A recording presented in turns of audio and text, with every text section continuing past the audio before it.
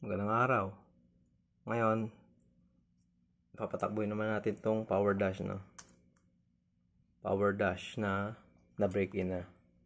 Nung out of the box nito, yung kanyang top speed ay 33 km/h.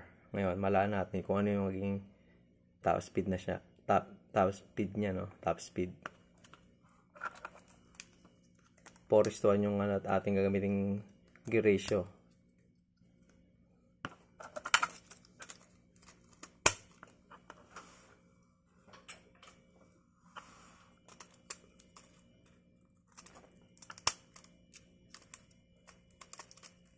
Yan.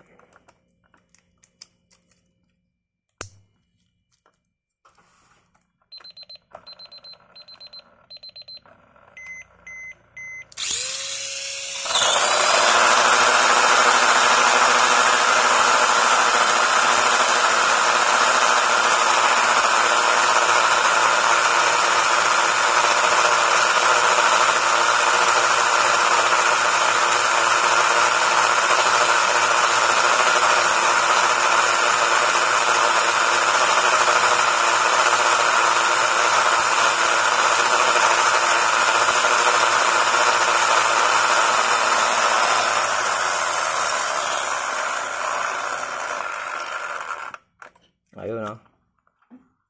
Yung nakuha natin top speed ay 40 km/h, no? Salamat po.